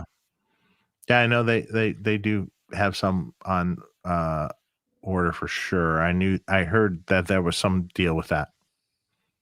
So I'm glad they stepped up and made it happen. Paul, thanks so much. Thanks for the show, Mark. It makes the end of the week extra better. Oh, that's awesome. Oh, that's great, man. Thank you. We appreciate it. By the way, you have 354 people watching the show right now. Wow, that's a lot just for me. Little old me. And me too. And you too, yes. Absolutely. Yeah, guys, please hit subscribe. Okay? Yeah, if you're not, all 354 of you, please go now and hit subscribe, or I'm going to stop doing this. Yeah, we're done. It's over. It's over.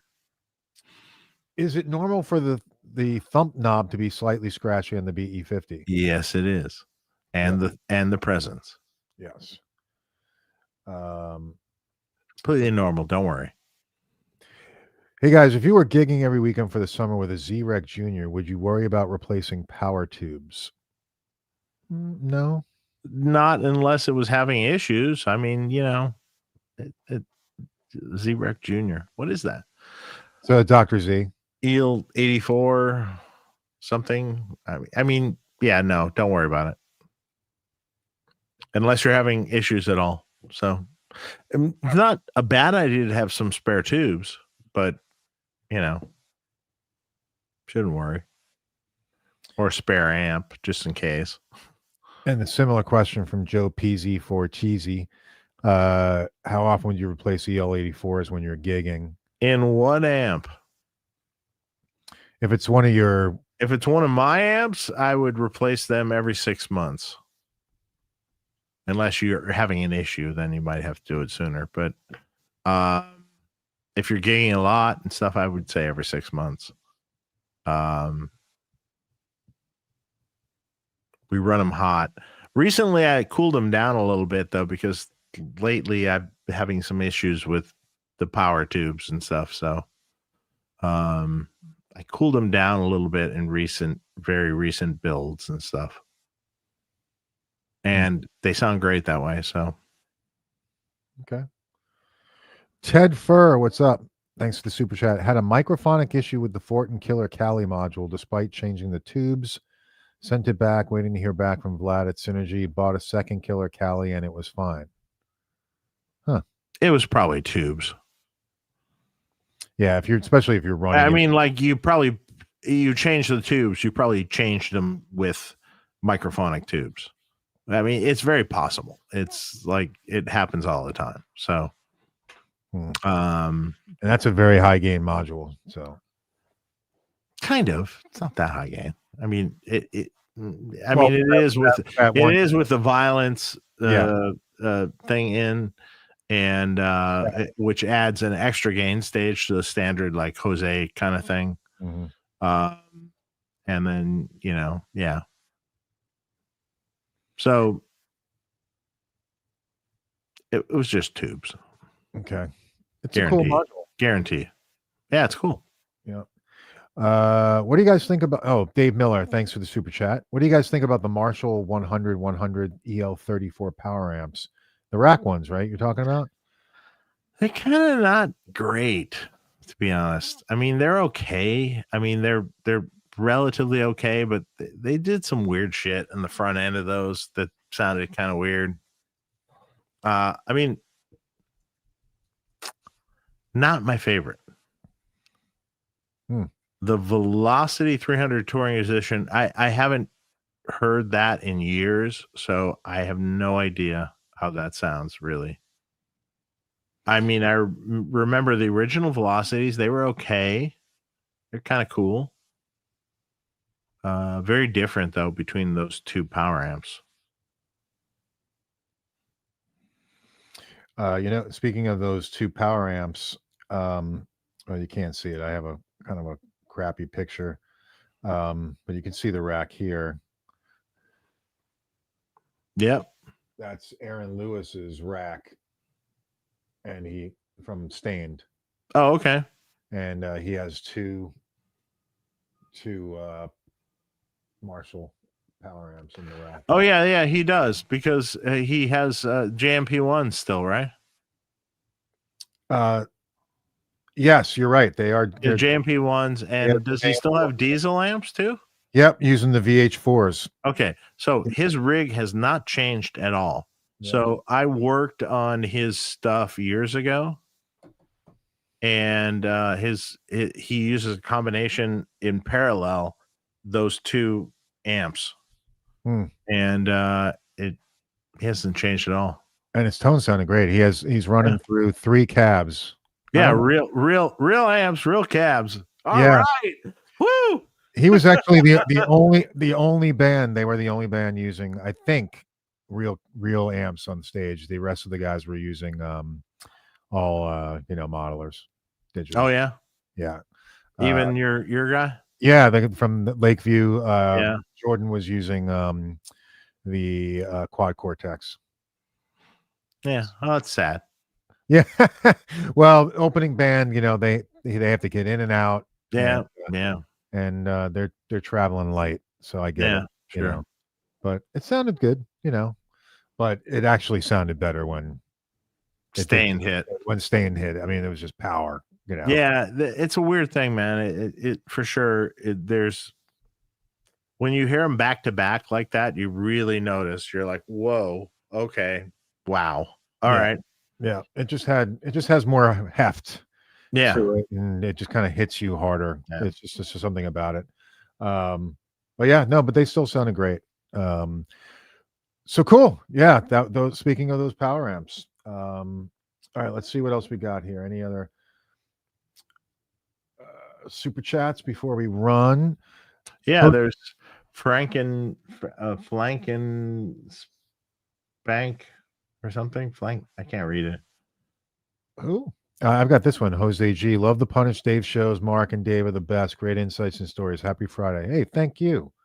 We appreciate That's like way down the list. Okay. Let me get down there. No, like further back. Oh, back? After the / interview 800 thing. Oh, shit. Okay. You want to just read it? Thoughts on an Amp RX brown box? User-friendly Variac? How does lowering the voltage impact the bias tone? Any job openings at Friedman? Oh, I missed this one. I'm a nurse practitioner who works in surgery with soldering experience. Okay. Stay, if you're a nurse, stay where you're at. Yeah. I think you'll do a lot better. So job openings, no, we don't have any. But as far as the Amp RX brown box, that's great. It works great. Yes, it's like a user-friendly Variac with switches. You just can't go too super low. You can't get down to 90. You can't get down to 90, but you can get down to like 110, 100 or 110 maybe or something. How does lowering the voltage impact bias and tone? Well, you know what? There is a sweet spot often. We set up the amps for 120 volts. So if you have a wall voltage of 126 or something, the amps won't sound ideal. So you can drop the wall voltage, right? So you can drop it to, often it's a little less than 120 is great, like 117, 118, just a few volts less. That's kind of like the sweet spot. So it's great product, works really well. Use it. Okay. LCW, thanks for the super chat. Hey Dave, thoughts on Bad Cat amps? Shame about Mark Sampson passing soon after the release of the new Era 30. Yeah, man, that really sucked. I mean, I knew Mark Sampson, and you know what? At the NAMM show, I didn't have any time. I saw him there briefly. I didn't really have any time to go up and say hi to him, and I kind of regret that immensely because, well, he passed away soon after. The Era 30 is amazing amp. It sounds amazing. So it's really killer, sort of his take on the DC 30 kind of, but with some improvements and some little changes to things. A similar idea to the original DC 30 matchless. But with great improvements. It sounds amazing. I heard it here. It's amazing.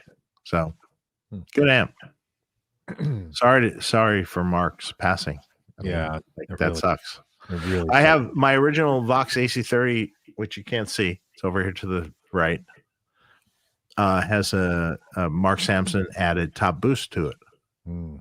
So he worked on that amp years ago for me. What's that box on the chair there behind you? Oh, that's an old Fawn Vox head, copper top head. Got to repair it. Nice. Yeah. Sweet. Looks cool. It does. Yeah. Just sitting there on the chair. Yeah. Nice little picture. Fred Pedamonte, what's going on? Thanks for the super chat. I have a GT trial preamp TC 1210, two PCM 70s, two YAM D 1500s. Thinking of getting a new Soldano X88IR. Why not? It's great. Yeah, man. The X88R is great. I have one. I have one sitting literally right here. I love it. I really do. It's great. And another future thought is we will be probably releasing a preamp in the future. Oh. Oh man. Well, I'm gonna have to make some space. So that's cool. What's it gonna be based on? I'm not saying anymore. Okay. All right. It will be 3 channels. Okay. All right. With IRs. 3 channels with IRs. Ooh. That sounds awesome. Let's see. Oh, you know what I wanted to look up? I wanted to look up the wood that was in the Sir Lumberjack guitar, because that was a question that was bothering me. Let me look that up before we before we go here. Here it is. What's the wood? I called you out. Yeah, African okume. Oh, okume. So version of mahogany. Mahogany, yeah. Yep. Exactly. So yeah, that's why I couldn't. Super light. Super light, yeah. It's a great guitar. For some reason Babinga was coming in my brain, but I'm like, it's not Babinga. No. So let's see. I think the score. What's the score right now with the? We got one more. We do. Oh, my power amp. Oh, he just added to his thing. Yeah, the SP 1000 power amp's really cool. The old Lee Jackson one. That's great. Is it? It's really good, actually. You like it better than his amp? Solid state amp, single rack space. Sounds great. Huh. Wow. That's cool. Yeah. Really simple, but you can't get the parts to fix it anymore because you can't get certain chips in it, but it's really good. That's interesting. Okay. Let me see. Oh, CAE 3 plus IR variant? No. IE 4. Yeah. No, I'm just kidding. Yeah, you used to see plenty of those Marshall 92 power racks back in the day. Yeah, they're pretty good, but they weren't. If you look at the schematic of them, they did some dumb stuff on the front end, and they weren't as good as they could have been. And I mean, that's a matter of opinion, but I don't think anyone was like absolutely raving that this is the best power amp in the world. You know what I mean? Right. No, I get you. They look cool. That's the thing about them. They look super cool, and they all gold and everything. Yeah. Dave, what's your opinion on the Silver Jubilees? I think they're a cool amp. I mean, they have they're not really a channel switching amp. I mean, they don't really work for that. I mean, they do channel switch, but like the way you have to set it up to get the cool, dirty sound, it doesn't really work for the clean. And they don't sound good really distorted. They do sound good kind of loud also. So not that distorted and kind of loud is sort of the way even Slash uses them. So they don't sound good real low. There's a fine line in how you have to set it up. Okay. Cool. I think we've gone through all the questions. Call it a night. I'm pretty. All right. Yep. We're good. Getting tired here. 2 hours. 2 hours. Yeah. Make sure you guys. I know I'm probably getting some. Oh, Mark's always so tired. I can keep going. But no, I think we've gone through all the questions. Oh, hang on. Someone just snuck in here. YMESYDT. Dave's top 5 to 10 most dynamic drive pedals ever.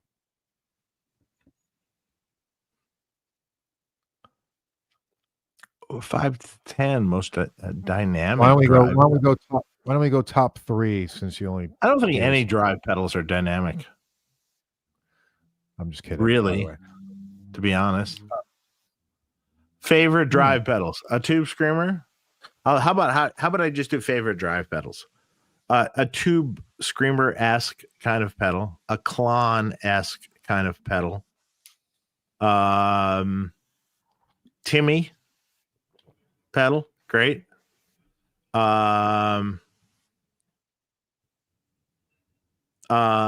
Shoot. I think the King of Tone or I mean, yeah. You know the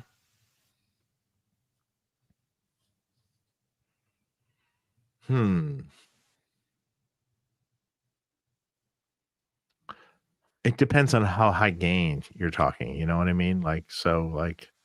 If we're just talking kind of mid gain, that's what I've done so far. The funny thing, great pedal, great underlooked pedal. Like under the radar pedal, for super high gain into a clean sound is the old Marshall jackhammer pedal. That was made for a while. Fantastic pedal into a clean amp. That silver one? Yeah. With the really, really, really good into a clean amp. If you dial it in just right, it's really good. All right. I'm at 4. Let me think about this for a second. This is hard off the top of my head. Like, there's so many drive pedals, man. You wouldn't include one of yours, like BEOD? Yeah, I mean, like, sure, high gain, BEOD, killer, or BEOD deluxe, killer. So super high gain into a clean channel. Yeah, that works. That feels like an amp. Feels good. Well, okay. I gave you 2 high gain pedals. I gave you 3 mid gain pedals. So there you go. I'll give you an honorable mention in the mid gains would be a Nobles. Oh yeah, that's good too. Yeah, I really like the Nobles. Yep. What's it called again? The Nobles. OD1. OD1. OD1. No.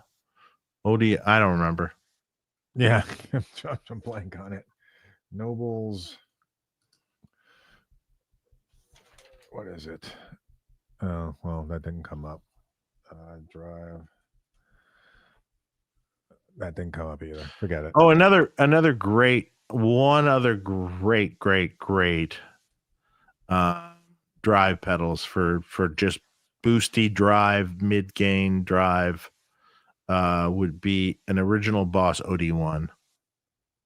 Yeah. 2 knob OD1 sounds killer. And the Nobles is called the ODR one, natural. Yeah.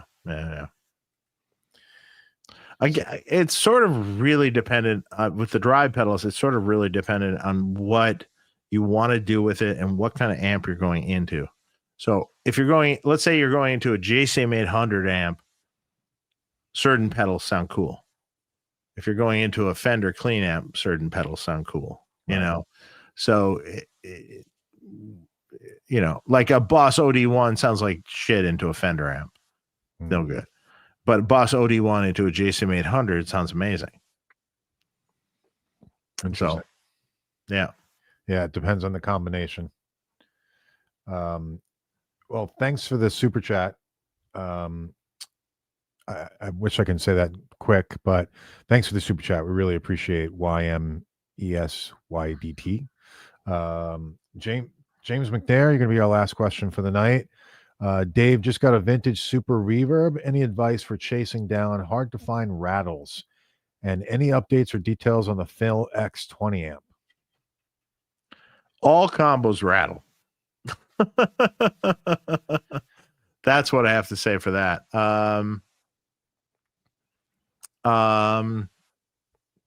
It could be tube rattles, could be back panel rattles, it could be chassis rattles, could be a million things. First you got to make sure you don't have any microphonic tubes.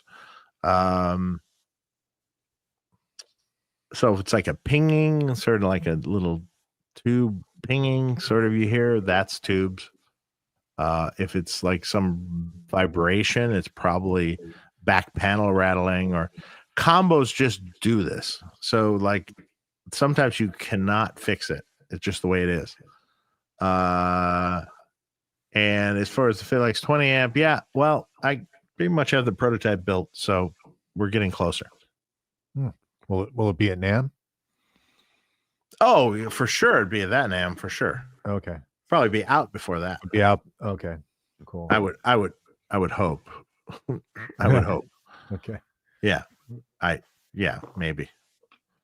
Jeremy Red Door, BEOD pedal into a Vox AC50. Yeah, man. Killer. Yeah, that's cool. Yeah. I'm sure it's BEOD sounds really ampy. Yeah. Into a clean amp. And you can almost use it into anything. Like any piece of garbage, it'll sound good into. Like you can tweak the knobs. Like like a solid state clean amp, it's fine. It'll sound good. Right. You can make it sound good with the knobs. That's a killer pedal. All right. Well, guys, have a great weekend. We've got some great shows coming up in June. I'm going to be away for a week or so. We may come back May 30th for another Ask Dave maybe, or something like that. And then in June, I believe, well, do you want to hold off on the announcement on that, or should we say?